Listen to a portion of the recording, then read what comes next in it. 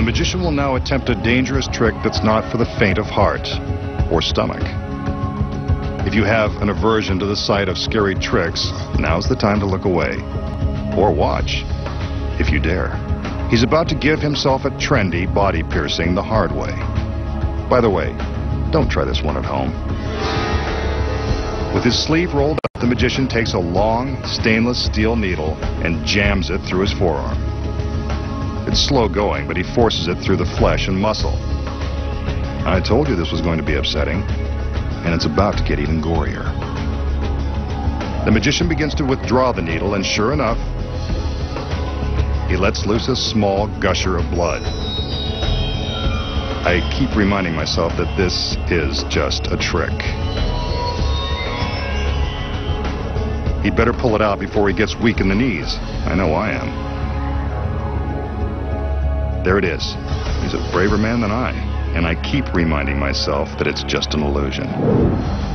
So how did the magician thrust the needle through his forearm and draw blood without inflicting serious injury?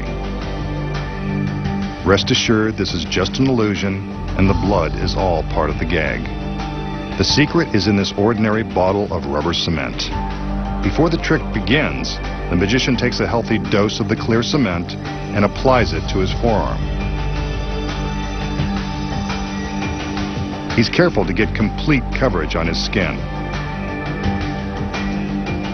When the cement dries, it will be impossible to detect. Now when the magician appears to plunge the needle into his arm, he's merely pressing it against his skin.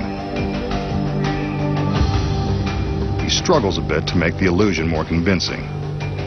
Once the needle appears to be completely inserted into his arm, he pinches his skin around the steel.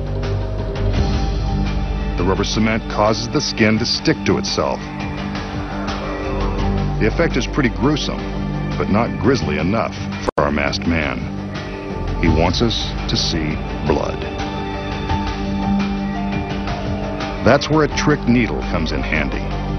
It's secretly hollow, and the knob on the end is really a rubber bulb that contains fake stage blood. The magician uses the needle like a turkey baster, squeezing it to suck up the fake blood into the rubber bulb, then squirting it out when the time is right for maximum horror. Squeezing the bulb lightly is enough to force the fake blood out of a tiny hole in the hollow steel tube. All he has to do now is withdraw the needle from the glued folds of his skin, and the ghastly illusion is complete.